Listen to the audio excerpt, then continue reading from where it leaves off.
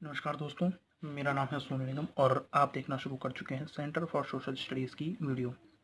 ये human geography के chapter number 5 प्राथमिक क्रियाएं प्राइमरी एक्टिविटीज़ का दूसरा पार्ट है। पहले पार्ट में मैंने आपको आखेट और भोजन संग्रहण के बारे में बताया था, जो प्राथमिक क्रिया का पहला स्वरूप था। पशुचारण प्राथमिक क्रिया का एक और प्रकार है, एक दूसरा प्रकार है। इसमें मैं आपको पशुचारण के बारे में, पशुपालन के बारे में बताऊंगा कि किस तरह के पशुपालन पूरी दुनिया में किए जाते हैं। मुख्य रूप से दो तरह के हैं, एक चलवासी पशुचारण और एक वाणिज्य पशुधन पालन। नाम से ही पता चल गया होगा कि इसमें जो पशुपालक होंगे, जो पशुचारण करते होंगे, वो चलवासी यानी कि इधर से उधर जाने वाले होंगे। आपने देखा होगा अपने शहरों में कि कभी कभी दिल्ली वगैरह में आपने देखा होगा कि दो तीन लोग होते हैं जो बहुत सारे भेड़ को लेके आगे की तरफ चलते हैं, पशु चालक होते हैं। चल चल कर जो है इधर से उधर जाकर अपने पशु को पालते हैं। खैर, एक होता है वाणिज्य पशुधन पालन, जो जैसे आप मुर्गी फार्म हो गया, बड़े बड़े जो एनिमल हस्बेंड्री करते हैं, या जो बड़े बड़े बाड़ बनाते हैं, बड़ा क्षेत्र कैप्चर करते हैं, उसके अंदर जो है भेड़ पालते हैं। शॉन द शीप आपने देखा है कार्टून, उसके अंदर भेड़ को पाला जाता है एक बेड़ के अंदर, है ना। और उसमें अलग अलग ब्लॉक्स बनाए जाते हैं। तो ये सब इस पशुचारण का प्रकार है। देखिए हुआ क्या कि जब मानव को ये लगा कि अब आखेट के ऊपर जीवन हमारा निर्भर नहीं रह सकता, यानी शिकार से जीवन केवल नहीं चलेगा, हमें और भी कुछ करना पड़ेगा, तो फिर उन्होंने कई सारे पशुओं को अपना पालतू जानवर बनाया। जब मानव को महसूस हुआ कि केवल आखेट पर निर्भर नहीं रहा जा सकता, तो मानव ने पशुपालन शुरू किया। और अब मुख्य रूप से ये दो तरह के हैं। ये भौगोलिक कारकों पर और तकनीकी विकास पर भी आधारित है। भौगोलिक कारक मतलब, भौगोलिक कारक का अर्थ यह है कि पशुओं के लिए कौन सी भौगोलिक स्थिति या पर्यावरण स्थिति बेहतर है। जैसे कि अरब देशों में आप जाएंगे या आप मरुस्थली भाग में जाएंगे तो वहां ऊंटों को पाला जाता है, क्योंकि वो ऊंटों के लिए अनुकूल परिस्थिति है। लेकिन भारत की तरफ आप मैदानी क्षेत्र में जाएंगे तो आप क्या देखेंगे, गाय और भैंस ज्यादा पालते हैं। ठीक है, तो चलवासी पशुचारण क्या होता है और वाणिज्य पशुधन क्या है, मैं आपको बताता हूँ। चलवासी पशुचारण प्राचीन समय से यानी पुराने समय से ही किया जा रहा है। पुराने समय से पशुचारण किया जाता है, जिसमें मानव जो होता है वो भोजन के लिए, अपने वस्त्रों के लिए, अपने औजारों के लिए, यातायात के लिए इन पशुओं का प्रयोग करता था, है ना। आपने देखा होगा कि अभी भी आप देखते हैं बैलगाड़ी वगैरह चलता है, तो पशु उस समय जो पशुचारण होता था वो अपने भोजन के लिए, यानी कि उनको पालते थे। और जैसे कि कुछ लोग मुर्गा पालते हैं और फिर उसे उसका मीट खाते हैं। वस्त्रों के लिए, अपने औजारों के लिए और यातायात के लिए पशुओं पर निर्भर थे। तो ये जो चलवासी पशुचारण थे वो इनका प्रयोग इसलिए करते थे। मुख्य रूप से आप देखेंगे किन क्षेत्रों में क्या क्या पाला जाता है। तो अगर आप देखें अफ्रीका की तरफ आप देखें, तो अफ्रीका का जो उष्ण कटिबंधीय क्षेत्र है, जहाँ जो है मौसम अनुकूल रहता है गाय व बैल के लिए, वहां गाय और बैल पाला जाता है। लेकिन जो मरुस्थली भाग है, वहां पे आपको क्या मिलेंगे, भेड़, बकरी और ऊंट ज्यादा पालते हुए मिलेंगे लोग, जो चलवासी पशुचारण है। तिब्बत की तरफ आप देखेंगे, तिब्बत और एंडीज के जो पर्वत हैं, वहां पे याक को और लामा को, जो जब भी मेट आपने फिल्म देखी होगी उसमें याक आपको नजर आएंगे। तिब्बत और एंडीज के पर्वत में याक और लामा को पाला जाता है। अगर आप आर्कटिक और उत्तरी ध्रुव की तरफ देखें, आर्कटिक मतलब जो पूरा का पूरा ग्लेशियर है आर्कटिक का, और उत्तरी ध्रुव मतलब जो अटलांटिक ग्लेशियर है उस तरफ की जो अगर आप देखेंगे, तो वहां आप देखेंगे कि ज्यादातर रेंडियार को पाला जाता है। जिंगल बैल वाला जो जानवर है उसे रेंडियार ही कहते हैं। तो आर्कटिक और उत्तरी ध्रुव में उसको ज्यादा पाला जाता है। अगर आप अपनी किताब का पेज नंबर 34 देखेंगे, तो वहां पे आपको चित्र 5.5 में मिलेगा। वो जो पशु दिख रहा है वो रेंडियारी है। खैर, अब ये जो पशुचारण होते हैं, ये जो पशुपालक होते हैं, ये जो चलवासी पशुचारण होते हैं, ये ऋतु प्रवास करते हैं। ऋतु प्रवास क्या होता है, इसको इस तरह से समझिए। देखिए, इसे थोड़ा ध्यान से समझिएगा। क्या होता है ऋतु प्रवास, क्या होता है, देखिए मुख्य रूप से दो ऋतुएं होती हैं, गर्मी और शीत। ठीक, गर्मी और शीत मुख्य रूप से दो प्रकार की ऋतुएं होती हैं, गर्मी और शीत। अच्छा, तो ऋतु प्रवास क्या होता है, इन्हीं ऋतुओं के बीच में इधर से उधर जाना ऋतु प्रवास कहलाते हैं। ये मान लीजिए ये पर्वत है, ये आप पर्वत मान लीजिए, और ये आपका हो गया मैदान, ठीक है, ये मैदान, मैदानी क्षेत्र मतलब समझते हैं ना, और पर्वत, ये पर्वतीय क्षेत्र हो गया। तो ये पशुचारण जो करते हैं वो क्या करते हैं कि गर्मियों में मैदान से, ये मैदान है और ये पर्वत, तो वो क्या करते हैं गर्मियों में मैदान से पर्वत की ओर जाते हैं। गर्मियों में मैदान से, क्यों, क्योंकि उन गर्मियों में जो पशु होते हैं उनको ठंडी वातावरण चाहिए, तो वो क्या करते हैं मैदान से पर्वत की ओर चले जाते हैं। और शीत में यानी कि सर्दियों में ये लोग क्या करते हैं वापस पर्वत से मैदान की ओर आ जाते हैं। इसी प्रवास को इधर एक तरफ से दूसरे तरफ जाने को क्या कहते हैं, ऋतु प्रवास कहा जाता है।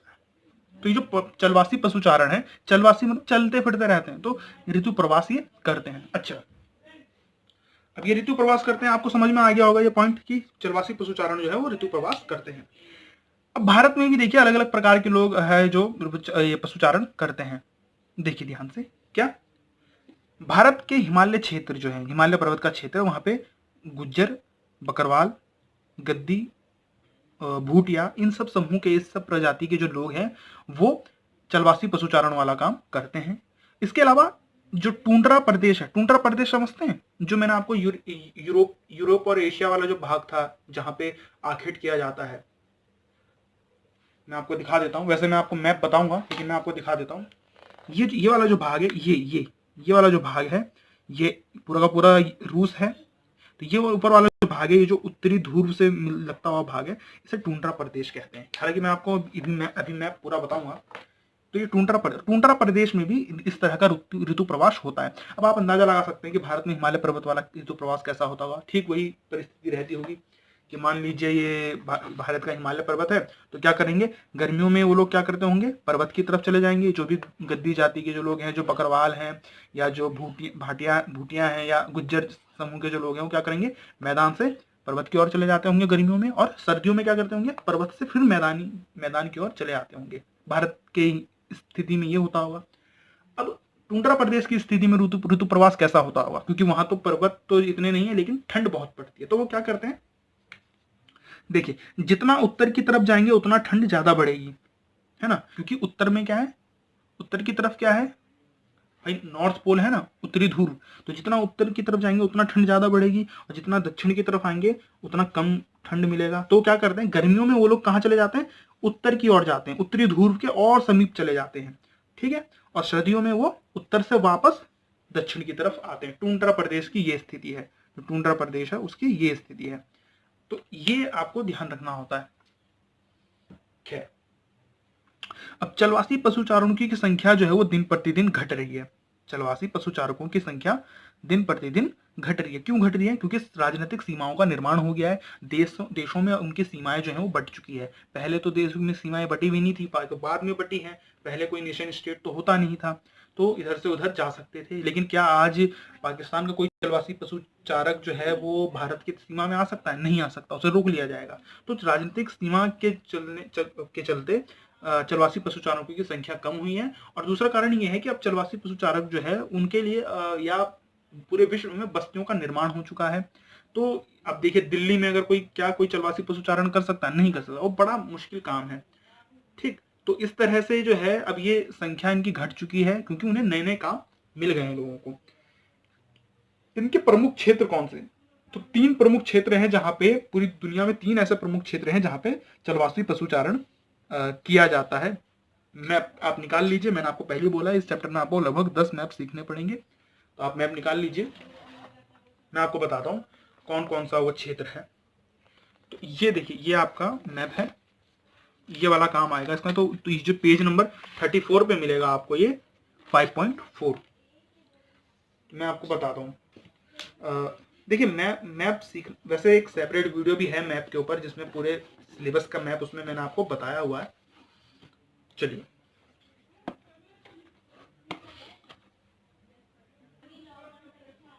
देखिए तो पहला क्षेत्र है आपका ये वाला, मुख्य रूप से ये क्षेत्र पहला क्षेत्र है आपका मुख्य रूप से ये।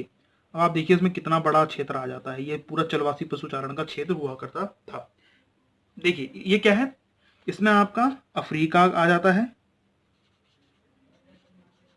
अफ्रीका आ जाता है, प्लस इसके अंदर आपका ये अरब प्रायद्वीप पूरा आ जाता है, अरब प्रायद्वीप आ जाता है। उसके बाद आपका ये चीन का भी बहुत सारा पार्ट आ जाता है, चीन प्लस मंगोलिया। तो ये पहला क्षेत्र है आपका ये वाला, जो ये पूरा मिलके बनता है, जिसमें अरब प्रायद्वीप आ जाता है दक्षिणी, उसके बाद चीन का हिस्सा आ जाता है और ये मंगोलिया का हिस्सा है, यहाँ पे ये आ जाता है। दूसरा है आपके लिए ये जो मैंने आपको बताया था, टुंड्रा प्रदेश। टुंड्रा प्रदेश मतलब ये वाला भाग जो था, ये ऊपर वाला ये जो भाग है, ये टुंड्रा प्रदेश का ये दूसरा भाग है आपका, जहाँ पे चलवासी पशुचारण किया जाता है। और तीसरा है आपका ये अफ्रीका का दक्षिणी पश्चिम एशिया हिस्सा। तो ये दक्षिण पश्चिम अफ्रीका जो है यहाँ पे महत्वपूर्ण है, मैं आपको लिख देता हूं,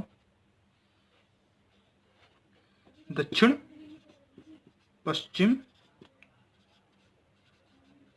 अफ्रीका, अफ्रीका, दक्षिण पश्चिम अफ्रीका। और ये मेडागास्कर, ये वाला जो छोटा सा द्वीप दिख रहा है मेडागास्कर। तो ये आपका मुख्य रूप से चलवासी पशुचारण के 3 क्षेत्र हैं। वापस आते हैं अपने उस पे। तो आप देखिए अब आपका बचता है क्या, वाणिज्य पशुधन पालन। ये दूसरा प्रकार है, पशु पालते भी हैं ये, लेकिन ये दूसरे प्रकार से पालते हैं। ये किस तरह से पशु को पालते हैं ये आपको समझना बहुत यहाँ पे जरूरी हो जाता है। एक मिनट आप एक मिनट मुझे, वाणिज्य पशुधन पालन समझना बहुत आसान है, ये वर्तमान में बहुत ज्यादा चलन में है। देखिए क्या होता है, वाणिज्य पशुधन पालन सीधी सी बात है, यहाँ पे जो पशु को पाला जाता है वो कॉमर्शियली पाला जाता है, व्यापार के लिए पाला जाता है, बड़े पैमाने पे पाला जाता है। अब बड़े पैमाने पे पाला जाएगा तो यहाँ पे जाहिर सी बात है कि पूंजी की आवश्यकता होगी, पैसा ज्यादा चाहिए होगा। तो वाणिज्य पशुधन में पूंजी की आवश्यकता होती है। वाणिज्य पशुधन पालन और चलवासी पशुचारण में मुख्य रूप से अंतर क्या है, इस बात को समझिए सब छोटे से पॉइंट से, कि चलवासी पशुचारण जो है वो कमर्शियली हो सकता है किया जाए, लेकिन वो उनका काम वैसा कैसा रहेगा, वो बिजनेस के तौर पे वो नहीं करते, वो उनकी परंपरा है। वो ऐसे लोग होते हैं जो परंपरा ही उनकी जो है वो चली आ रही है चलवासी पशुचारण के रूप में। इनका कोई एक ठिकाना नहीं होता। हाँ, एक क्षेत्र जरूर होता है कि इसी पूरे क्षेत्र में वो चलवासी पशुचारण का काम करते होंगे, उधर जाते होंगे फिर वापस वहीं आते होंगे। लेकिन वाणिज्य पशुधन में क्या होता है, कमर्शियली किया जाता है, बड़े पैमाने पे किया जाता है, पूरी दुनिया में जो है इसके उत्पाद को बेचा जाता है। तो फर्म जो होते हैं इनके स्थायी होते हैं, एक बड़ा सा क्षेत्र होता है, वहां पे एक फर्म खरीद लिया जाता है, उसको पूरा बाढ़ से जो है उसको तार से बिल्कुल सिक्योर किया जाता है, और बड़े बड़े फर्मों को छोटी छोटी इकाइयों में बांट दिया जाता है। यानी कि मान लीजिए कि ये एक बड़ा सा फर्म है, इसे 4 भागों में बांटा गया। तो पहले यहाँ बाढ़ लगा दी, पहले यहाँ पे पशुओं को पाला, यहाँ की घास खत्म हुई तो फिर इसे खोल के पशुओं को यहाँ दे दिया, फिर यहाँ की घास खत्म हुई तो फिर यहाँ की खत्म हुई घास तो यहाँ पे, इस तरह से फिर आखिर में यहाँ फिर तब तक घास उग जाती होगी। तो ये ऐसे करके काम चलाते हैं। तो कमर्शियली किया जाता है, ये वैज्ञानिक तरीके से किया जाता है। अच्छा, इसमें प्रमुख पशु कौन से हैं जो पाले जाते हैं, आपने देख शॉन द शीप की बात मैंने की, भेड़ उसमें पाले जाते हैं, बकरी पाले जाते हैं बड़े पैमाने पे, गाय बैल घोड़े ये सब पाले जाते हैं बड़े पैमाने पे। लेकिन जो वाणिज्य पशुधन होता है उसमें मुख्य रूप से कोई एक पशु ही पाला जाता है, कोई एक पशु मुख्य रूप से पाला जाएगा। अब यहाँ पे बात यह है कि इनके मांस को, इनके खालों को, इनसे जो ऊन प्राप्त होता है, जो इनसे दूध प्राप्त होता है, वो जो है विश्व बाजार में बेचा जाता है, इनकी इंटरनेशनल मार्केट में बेचा जाता है, भिन्न भिन्न देशों में भेजा जाता है। और वैज्ञानिक तरीके का इनका प्रयोग होता है, यानी कि प्रोसेस किया जाएगा, अच्छे से डब्बे में बंद किया जाता है, उसकी लेबलिंग की जाती है, उसको प्योर किया जाता है, तब इसको बेचा जाता है, तब जाके ये कहीं कंपटीशन कर पाता है। पशुओं के प्रजनन के लिए, जन के बीमारियों के लिए, स्वास्थ्य के लिए डॉक्टर रखे जाते हैं, एक उनके जो है मशीनों का इस्तेमाल किया जाता है और डॉक्टर इनके जांच में लगे रहते हैं। तो इसके लिए, इसलिए तो मैं कह रहा हूं कि इसमें पूंजी की ज्यादा आवश्यकता होती है। लेकिन क्या आप चलवासी पशुचारण डॉक्टर रखते हैं? नहीं रखते। प्रमुख क्षेत्र कौन से हैं इसमें से आप देख लीजिए। तो प्रमुख, इसके लिए आपको अपने किताब के पेज नंबर 35 पे आना पड़ेगा, पेज नंबर 35। तो ये देखिए इसमें पता चल जाएगा। पेज नंबर 35 पे आइए तो प्रमुख क्षेत्र आपको नजर आएंगे क्या, न्यूजीलैंड है, प्रमुख क्षेत्र में न्यूजीलैंड आता है। न्यूजीलैंड कहाँ है, ये रहा न्यूजीलैंड, ये न्यूजीलैंड है, ये न्यूजीलैंड है। उसके बाद आपको यहाँ ऑस्ट्रेलिया, ऑस्ट्रेलिया प्रमुख क्षेत्र में आता है। फिर आपको ये वाला जो एशिया का भाग है, ये वाला एशिया का ये वाला भाग आपका आ जाता है। उसके बाद अफ्रीका का जो दक्षिणी हिस्सा है, अफ्रीका का दक्षिणी हिस्सा भी इसमें आता है। उसके बाद यूरुग्वे वगैरह, ये अर्जेंटीना का भाग है, ये अर्जेंटीना जो आपको दिख रहा है अर्जेंटीना, यूरुग्वे वगैरह का भाग इसमें आ जाता है। और अमेरिका का पश्चिमी भाग, ये यूएसए उत्तरी अमेरिका में जो यूएसए है वो यहाँ पे प्रमुख रूप से किया जाता है। जाहिर सी बात है इसमें आपको ज़्यादातर कौन सी कंट्रीज दिख रही हैं, डेवलप्ड कंट्री आपको इसमें ज़्यादा दिखेंगी। तो ये सब इन सब क्षेत्रों में वाणिज्य पशुधन पालन किया जाता है। इस वीडियो में इतना ही। वीडियो पसंद आए तो लाइक कीजिए, चैनल को ये देखिए अब बताइए क्या किया जाए इसका। चलिए खैर कोई बात नहीं, तो वीडियो को लाइक कीजिए, चैनल को सब्सक्राइब करें और शेयर भी करा करिए वीडियो को। बाकी कोई क्वेश्चन हो तो आप मुझसे कमेंट में पूछ सकते हैं या चैनल के जीमेल आईडी पे भी जा सकते हैं। धन्यवाद।